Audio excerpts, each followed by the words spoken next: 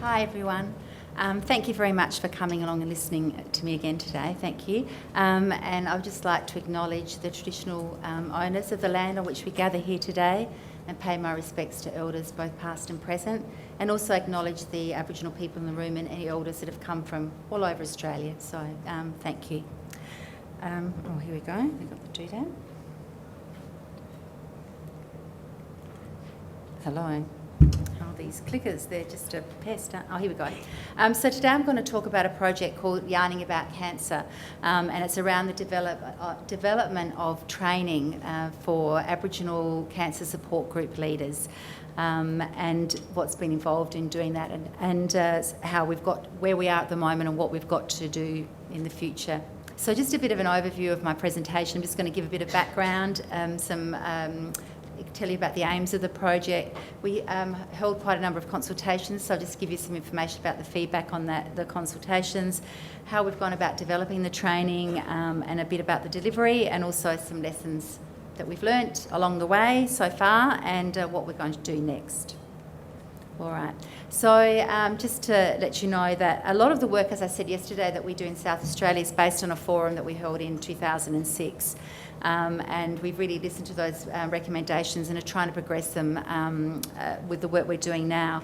And also this is around, from that forum we developed the committee, the Aboriginal committee of the Cancer Clinical Network, which is now the South Australian Cancer Services, and Josie mentioned that before, and also this companion document, which is the companion document to our statewide cancer control plan.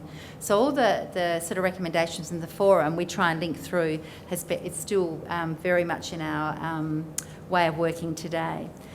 And so this project was funded by Cancer Australia, thank you very much, and it was through a Supporting People with Cancer grant, and it was a 2-year project. It is a partnership, I beg your pardon, between Cancer Council and the Aboriginal Health Council of South Australia. And the aim of the project really is to raise awareness of and increase access to cancer information, and also support and treatment services in South Australia, increase our knowledge, the service providers' knowledge around the support needs of Aboriginal people, develop some training in this area, and also look at what models of support. In mainstream, there's a lot of different cancer support cancer support groups that are across Australia, and they're all in different forms. Some of them are very formal, some of them are much more relaxed in the way they come together. But there's very few Aboriginal support groups that are available nationally. And when I say support group, that it depends on what format, whether it's a very sort of formal activity, or whether it's just people coming together and having a cup of tea at a cafe and just catching up and sharing and contacting. So, that was really a gap that we saw in South Australia, that we don't have any support groups and we really need to. And it's something that came up in that 2006 forum. So to start this work, what we did was we did a whole range of consultation. And one thing I'm really, really mindful of is keeping in contact with the people that were involved in that forum, so that they know that we're still trying to work through and progress the recommendations and the things that they talked about in 2006. So, we are still talking about those things, but a lot of that work has happened, which is fantastic. But it's really important to go back and connect with those groups. And it builds on previous work. So it builds on the work of the education that we've done before and other activities happening in South Australia. And so we wanted to make sure that we kept in touch with a whole range of people. So Aboriginal health workers, the Council of Aboriginal Elders, when they meet, they have meetings, about 4 times a year in South Australia, and they come from all around the state. So making sure that we, keep connected with them and let them know what's going on, and listen to what they have to say and listen to their feedback. And there's other networks. There's the Aboriginal Primary Healthcare Network that's through the Aboriginal Health Council. And there's a whole lot of different groups that I try and make sure that I keep in contact and let them know what's going on and listen to what they're saying, talking to them about, do they think a support group would be a useful, would it be useful for the Aboriginal community to have support groups? This is, white fella stuff, but, how can we make it much more appropriate for Aboriginal people, and what would be helpful? I've talked about the relationships. I think that's really key in trying to keep people linked. It's time consuming, but it's really what needs to happen. So we had, apart from consulting with and talking with the established networks, we had some specific forums, one in Adelaide and one in Whyalla, around the development of support groups and what that would actually mean and what the community would like to see, how that would unfold. And so some really interesting things came out about it, because when we started this project, what we sort of thought was perhaps we would start up some groups and we would learn from how those groups run, and then we would take those learnings and then develop that into training. But after the feedback and the forums that we ran, we actually totally flipped that around, because what people were saying is they really wanted to have support groups as such that were led by people that had some training, that they were, people they could feel confident in who's leading the groups, actually had some training and knew where to go for support. So the facilitators weren't overloaded, but they could then, be able to refer and link into other support services. They knew what was out there. And that the facilitators, were trained, undertook this training, but they weren't just health workers, they were community people as well. Community people said that they really wanted to know more about, cancer, what that means, treatment services, all of those things. And we've heard that, I think, through yesterday as well. And so they wanted to access this training, and they felt that it would be great to have support groups that were run maybe, conjointly between, a health worker and someone from the community. And that the training, so that the community people really wanted to attend this training. So they wanted to be able to make sure that it was accessible. And that one of the key components of that was some information about cancer, like I've said. That was a really key thing. That comes through all the time in a lot of the work that I do. And that this is pretty heavy duty work to do, and it's very emotional, as you know, and it's very draining, and no matter how passionate and how keen people are, really, it's a big load. So it needs more than one facilitator to be able to make sure that these groups run, and they run for the length of time that they need to. It's not too much of a burden for one person. And that not to just add another thing in, but to try and see what services are out there and link in with those services so that it's all connected as much as possible. And really what else came out from the consultations around that sometimes people want to get together and that they just get it because they're connected. They know that they've experienced cancer at some stage. It might have been themselves personally, it might have been they've lost someone from cancer. It might be the carer of someone from cancer, all of those things. So they wanted to go somewhere and be with people who just got it. They didn't have to say very much, and maybe it's actually a break, because any treatment like that is full on, and it sort of almost becomes, all consuming. And so sometimes it's just about, having a break from it all. And, it might be coming together as part of an art class, or it might be, a dancing group or anything, just coming together and having a cup of tea. So those things, and the same information that we got from the Metropolitan consultation was reflected in the forum that we had out in Whyalla, and also reflected in all the other consultations through networks as well.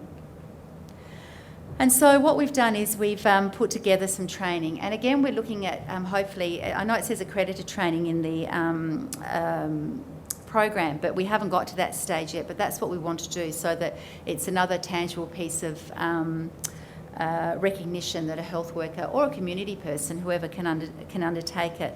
But so what we've done we've put together sort of again the assessment, working on the fact that we're hopefully going to get it accredited at some stage. We've put through together a learner guide, a facilitator's guide, and assessment tools. And we've looked at, included in the training, is things around what is cancer. And these are all things for a health service or a community group to think about before they actually set up the group, to look at all of the things that are really important before the group actually starts. So, what does that mean? Is it going to be a group just for women? Is it going to be a mixed group?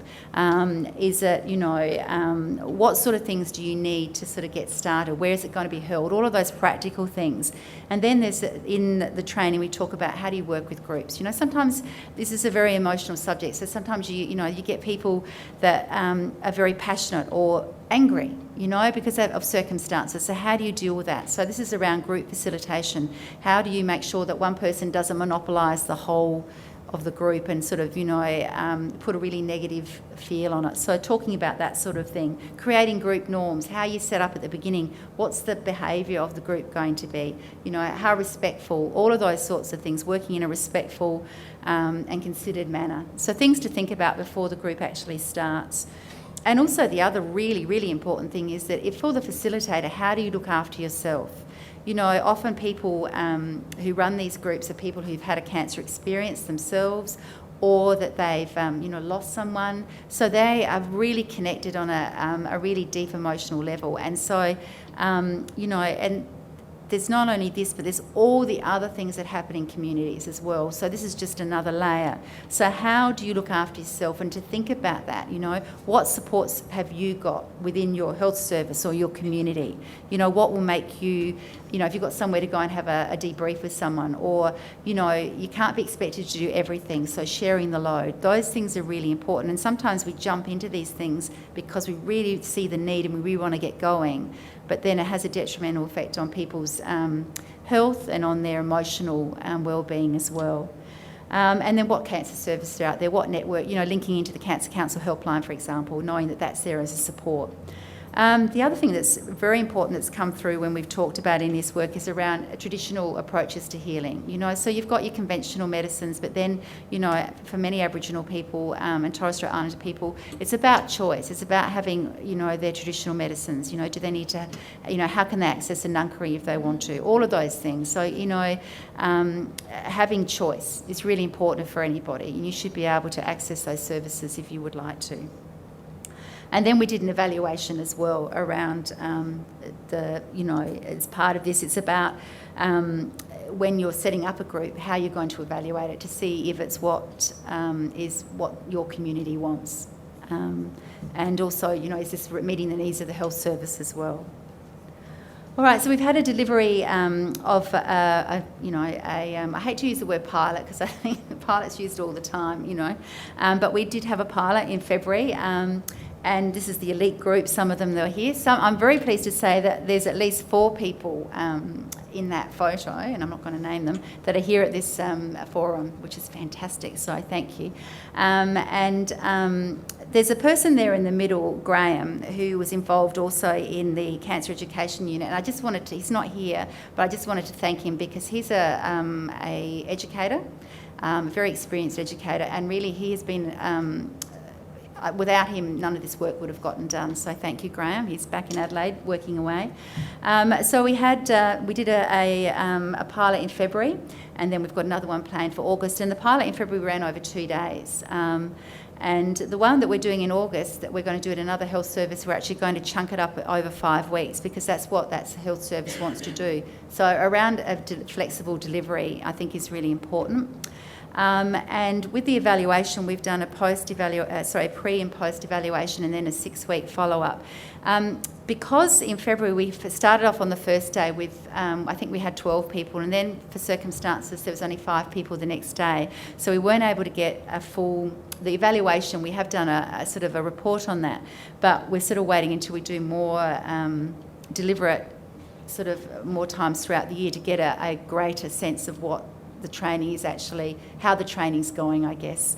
But the evaluation is around, cancer knowledge beforehand, people's confidence and understanding around, what cancer is, and also how they might, do they feel more confident in perhaps running a group or talking about cancer, where to refer people, those sorts of things. And it also goes around the quality of the training, the usefulness and all of those sorts of things, and particularly around the confidence and skills of running a group. Thank you. All right. I also wanted to say that one of the things that we've developed, Cancer Council has a cancer support group, a manual really for running a group, which is a really practical resource. And we're developing this so that it's more appropriate for Aboriginal and Torres Strait Islander communities. But because that's still in development stage, we use this as part of the pilot. And also, I forgot to mention, we put together a course advisory group that oversaw the training and the development of the training, and we asked them about this resource. And the feedback was that this was a really useful resource. It was really practical and very valuable, and it would be even better if it was more appropriate for Aboriginal people. So that's what we're going to do. And also with the course advisory group, there were some people in that group that were involved in the cancer education as well, and some of them were even involved in the 2006 forum. So again, we're linking back to people, and I have to thank them very much for their expertise and their time and their commitment, because we can't do any of this work appropriately, without having that information given to us. Okay, so just some of the lessons that we've learned. I think it's really important, I said this yesterday, we really need to know the capacity of health services, because I think for these groups to run, it would be great if it was, because of the infrastructure needed, it would be great to have it sitting within a health service.